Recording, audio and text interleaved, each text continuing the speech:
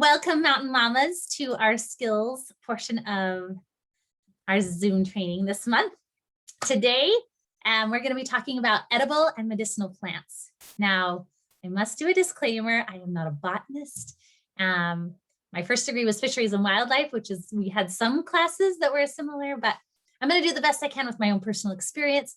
And I know there are some women in our Mountain Mamas group that have fantastic expertise in this department. So if you guys are watching and want to add anything at the end of this to the notes, things like that, we'll post this on Facebook. And so you can just be like, that was totally screwed up. Or you're like, that was awesome. And let me add some more stuff. That would be great.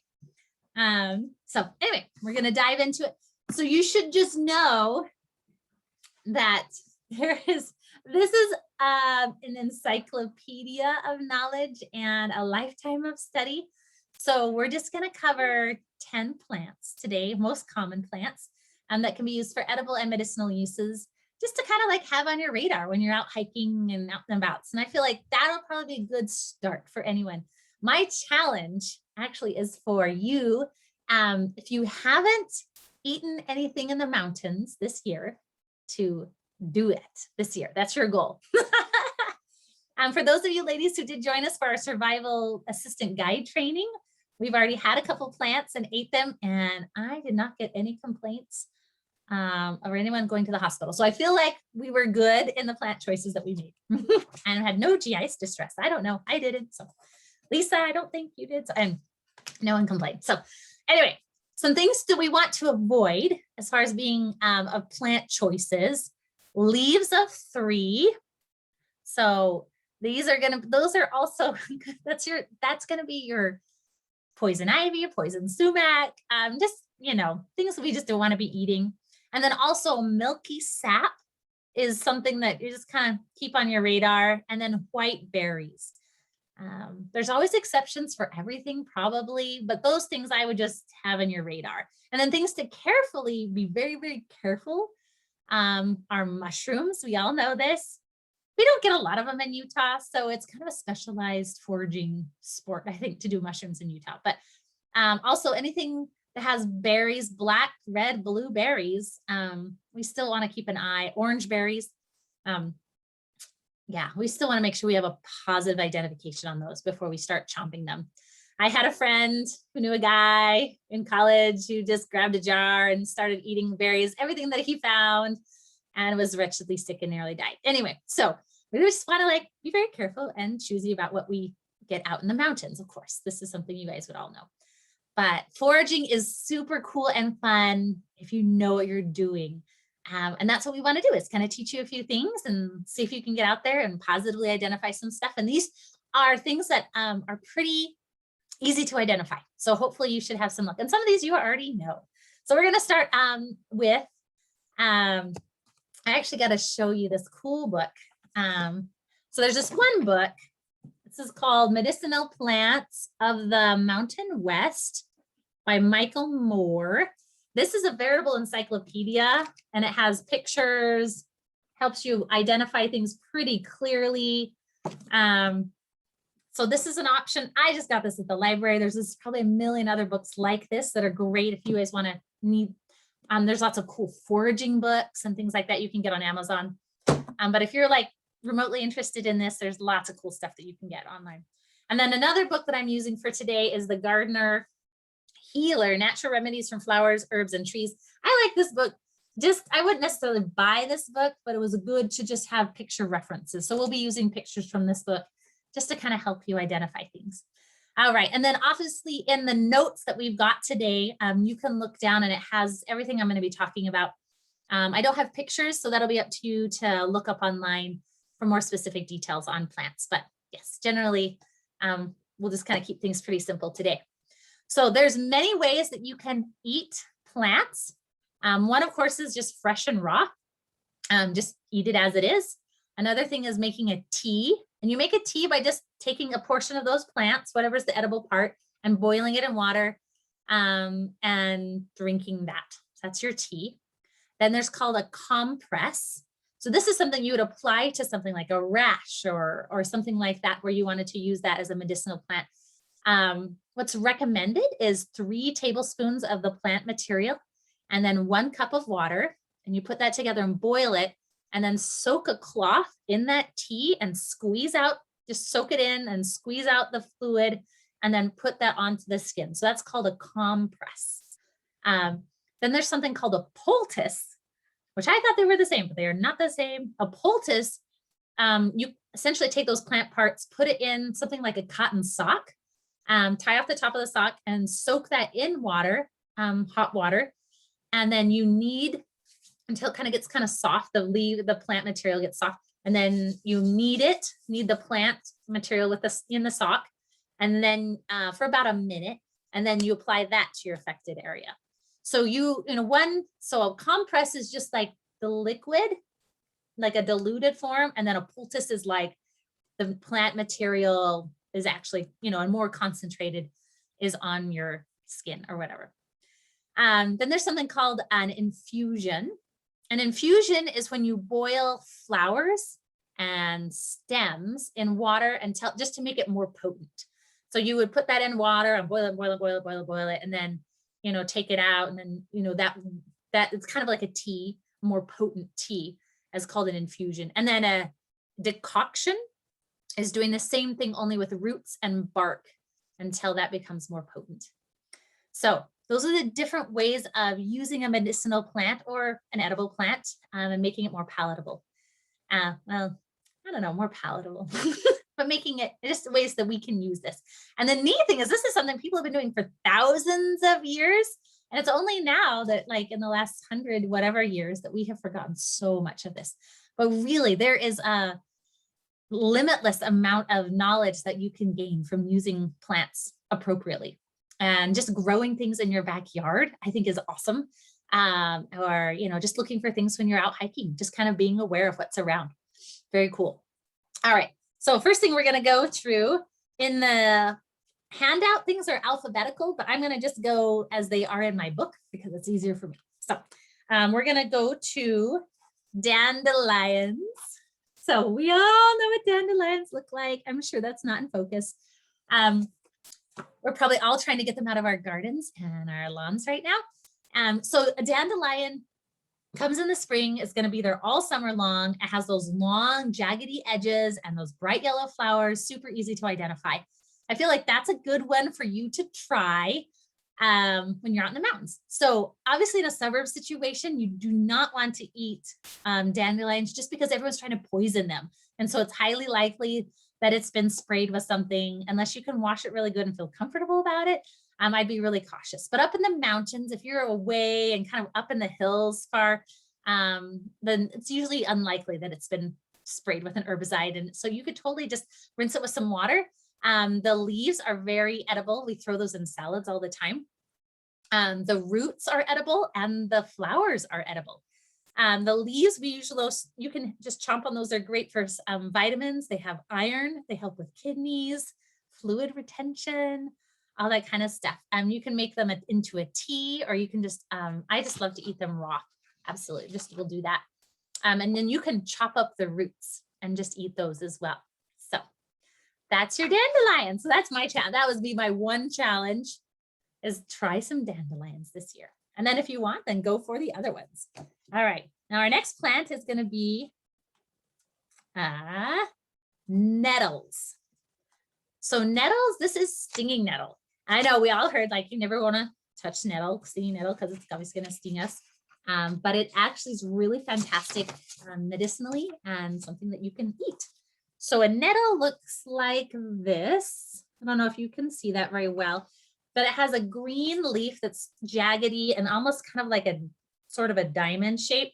Looks like mint. If you're familiar with mint, they're a similar class of plants.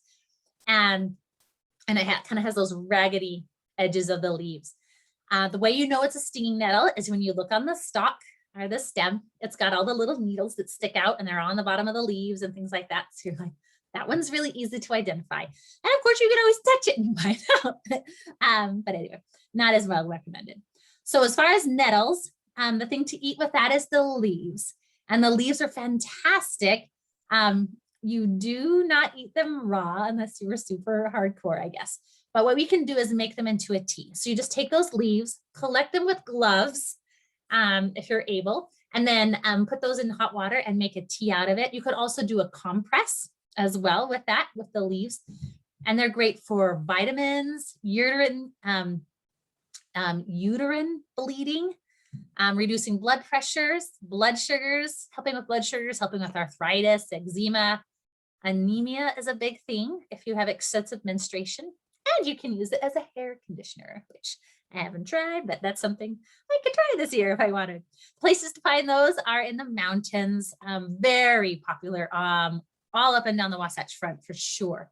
And then of course, you know, any of our mountain ranges in all of Utah that are high, I would say more than like 5,000 feet, will have stinging nettle. They usually love to grow right along the paths, so you will see them. And yeah, anyway, so that is stinging nettle. Very cool. That's on my list of ones to try this year. All right, similar to stinging nettle is spearmint or mint. This also grows in the same kind of mountain environment, has those same jaggedy leaves. The way you can tell it's not stinging nettle is it doesn't have the stingers or the little needles that are coming off the stalks. And then if you just grab the leaf and crush it with your fingers, it will smell like mint. You will not be able to miss that. So that is spearmint or mint, and it's fantastic. The edible part of that plant is the leaves. They're of course aromatic, so you could just like crush them in like a little sock or something and put it around your neck, and I don't know. But it's also provides actually cooling in hot weather. You can helps with indigestion, gas, constipation, nausea, headaches, PMS, IBS, all these type of things. You can either eat it raw and add it to, if you were camping or backcountry backpacking, you could add it to one of your salads or meals or something like that. And then of course you can make a tea out of it as well, but really good for you. Absolutely. And it's scrumptious. That one's a scrumptious one. They're not always scrumptious. So great. All right. This is another one that we did on our survival training this year. This plant is called watercress. The scientific name for that, or more another name for it, is Nasturtium. I'm sorry, I do not know that name, but that's what the flower looks like. The plant itself, what you'll most likely see in watercress are these cute little dime-shaped leaves, and they're just growing opposite in little clumps on the water. And they really love floating in like slow moving streams, and they'll be on the edges of these slow moving streams. They're usually like a bright green. Sometimes they have purplish tint to them. And then at the very end of these like opposite, the end is a bigger leaf that's circular. So that's kind of a way to tell what they are. You definitely want to positively identify this before you just go chomping on them, but they are fantastic. This is another one that's great for salads. If you are in a place where you know the water source that they're floating in is clean, which is pretty rare, but if you do, then you could just actually just eat them right out of the river, just the stem, the leaves and things like that, and stems even. If you were concerned at all, like we were up in the mountains at Hollow Creek and there's cows that pee everywhere up there. So we boiled it and then ate it. But it was still fantastic, you know, as plants go, I think. So that's something to keep on your radar. You can also eat the flowers as well. So they have those cool yellow flowers. I've never seen them blooming, so I don't know exactly when they bloom. But the leaves and the flowers are great as an antiseptic, diuretic, antifungals, antibacterial. Who knew? So this is great for killing all sorts of germs. And then the leaves themselves are just good in iron, good source of that. So you can eat them raw. And yeah, you can just, eat these raw or boiled. Either one is good. So that is watercress. I love it. Okay. Next on our list is allium. If any of you ladies are gardeners, you know the alliums. If you are not, alliums are garlic, onions, leeks, all those kind of strong smelling plants. So they're really easy to identify. The ones I've seen in the mountains, they'll just kind of shoot up as just their leaves. And they're just really thin, long, tall leaves. If you have them flowering, they'll have this cool little, oh, there's a cool plant name for this, and I can't remember. It's like pinnate, I can't remember. Anyway, but it has this cool little formation, like the flowers come out just like this. Someone write that in the comments. I can't remember what it's called. But anyway, if you do see that, that's also an indicator that it's in that class. And these are all edible and they are fantastic. So the most edible part of this plant, you obviously can eat the stem or the leaves because that's just like a green onion. And then the roots, of course, are very edible. You can use them raw. You don't want to, just a note, if you ever have a root, like an onion root, and you keep it and you chop it up, you want to eat it that same day. You don't want to, especially backcountry, backpacking, you don't want to chop it up and eat it the next day. It has a tendency to actually absorb bacteria as part of its property. So chop it up, eat it, or, go find some more stuff the next day. You can also cook the roots as well and the leaves as part of your preparation. The roots are really good. It's an aphrodisiac, this class of plants, just FYI. I don't know how that works, but apparently the strong pungent smell is very helpful, I guess, in that department. Helps with spermatogenesis. Who knew? So you can tell your significant male relatives that. Anyway, trying to get them to eat more onions in their lives or garlic. It also helps a lot with colds and flu, bronchitis, asthma, and your immune system. In fact, we don't necessarily have Spanish onions out in our mountains, but if you went to the grocery store and you felt a cold coming on, supposedly if you ate the whole onion raw, besides the fact no one will want to be next to you for like another day or two, should kill that cold like day one. So I don't know. Someone should give that a try and let us know how that works out for them. But I thought that was a pretty cool tip. The roots are also good for stomach ailments. If you cut the root of any of these plants, an onion, garlic, or things like this, you can put it on acne, on cuts, even on viral herpes, and that will help them heal, which is amazing. I never knew that. And then garlic itself, that specifically, I haven't seen garlic up in our mountains. I've mostly just seen wild onions, lots of wild onions. But yeah, if you ever get a hold of garlic up in the hills, they can also be an antibiotic, antiviral, helps prevent blood clots, varicose veins, helps with blood pressure and diabetes. So if we're not having that enough in your diet, you should throw that in because that's just amazing. And then of course, yeah, like I said, the identification, these things are even growing up in our mountains, in meadows is where I've seen them. And yeah, the best thing to do is just take those long stems. Like usually I'll notice when I'm hiking and I'm like, oh, it smells like onions here or garlic or something like that. And so just look around and see what you've been stepping on and try picking up some of those things and smelling them. And you could totally chomp on those as kind of your hiking treat. Though your hiking companions wouldn't appreciate it, but yeah, at least your breath, I don't know. But it is fantastic for, yeah, infections and things like that. So that's your alliums. Alliums. And of course, you could add that to any backpacking trip or backpacking meal. Oh my gosh, it would make it amazing. All right, next I want to go to wild strawberries.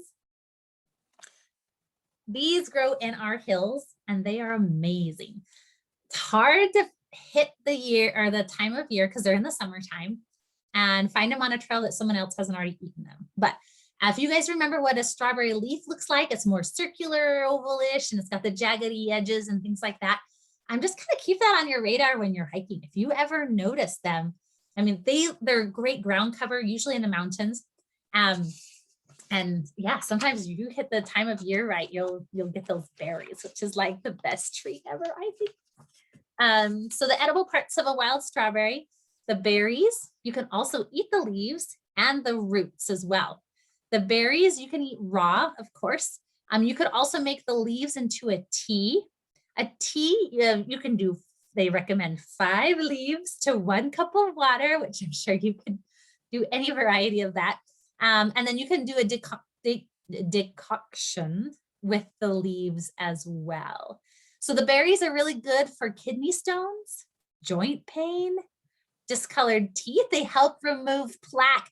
Who knew that? I'm going to need to eat a lot more strawberries in my day. But anyway, the leaves are good for a mild laxative if you're feeling a little stuck up there. Also, they stimulate the liver to help with digestion. As a decoction, you can use them for female reproductive organs is what it says. I'm assuming that's on the outside, but anyway, or just maybe drinking it. Anyway, not used it for that purpose, but also can be help, and then also can help with diabetes as a tea. So it's kind of like a blood sugar stabilizer type thing. So yeah, that's strawberries. I just love ones that you're just like, oh my gosh, that's such a delight. We can just have that anytime. All righty. Next is violets. Now, mountain violets are tricky to find, but they are out there. Usually more in moistish meadows.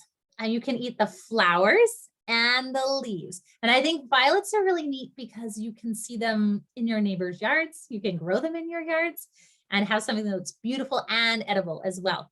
From the flowers, you can make a syrup. You can also make a tea from the leaves and the flowers.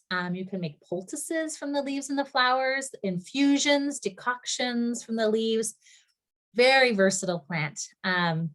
A good way to identify is the purple flowers. It has a really just beautiful flower that's very distinct, and small, simple leaves. So just make sure you identify this one appropriately, especially if it's not flowering, but it is just a beautiful little, cute little flower that has a lot of medicinal properties to it.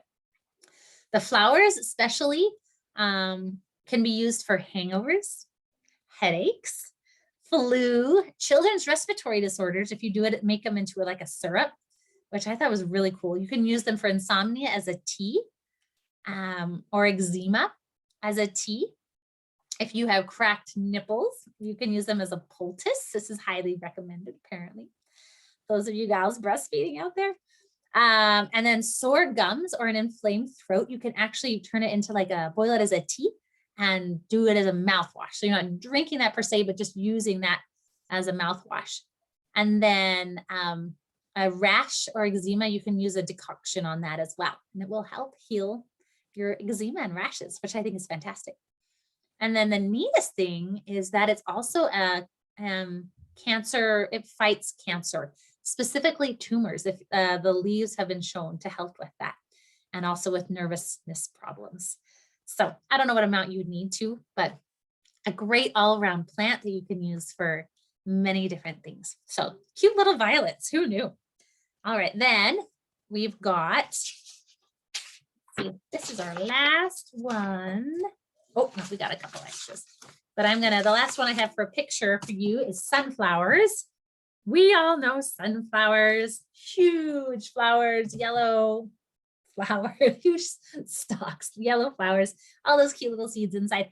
Usually at the end of summer, we'll see them growing on the roadsides and things. I don't see them up as much in the high mountains. I'll just usually see them like on the edges of farm fields and things like that. But obviously the seeds are medicinal, and you can help so you can make them into an oil. I do not know how to make an oil out of seeds. That might be someone who has a bit more skills than I do, but you can eat them raw, of course. And these are great for bronchial infections and just general nutritional, just good to eat.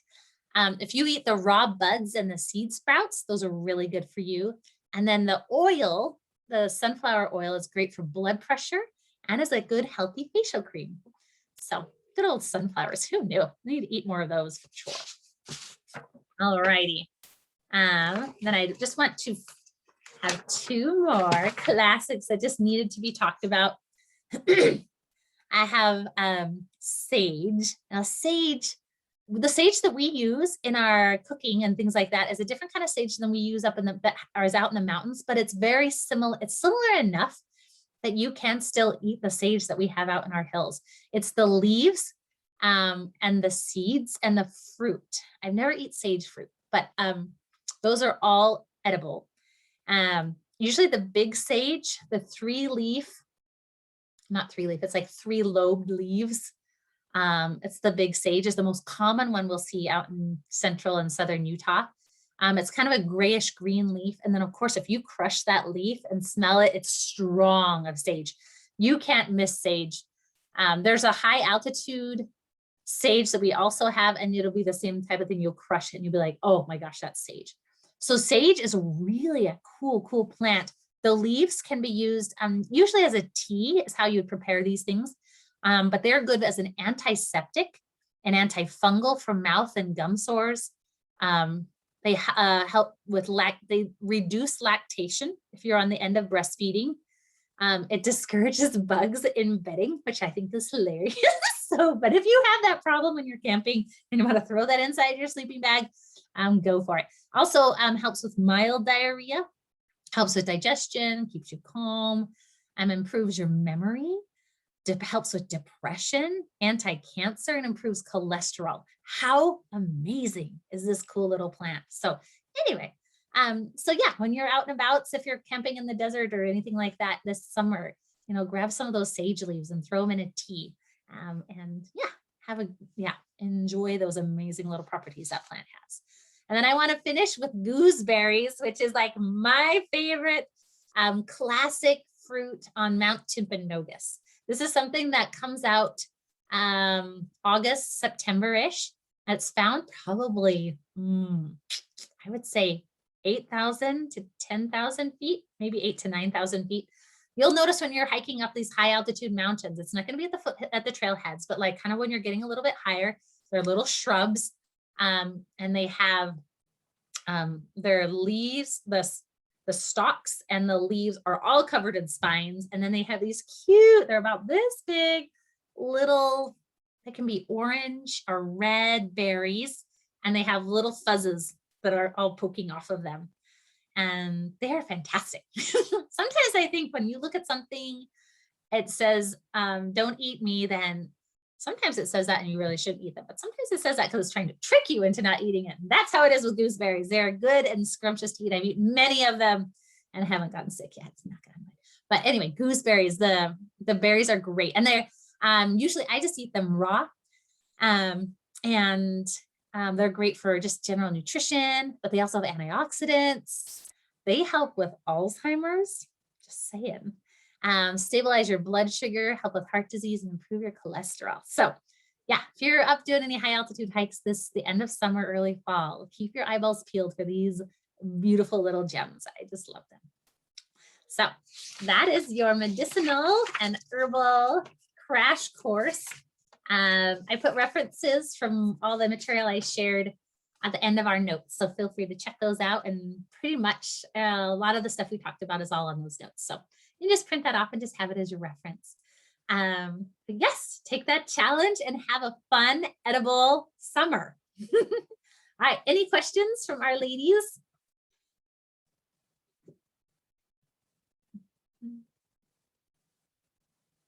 We got to start making up questions or something. I don't know. No worries. I researched a lot for this, so you shouldn't have any questions. No, I was kidding.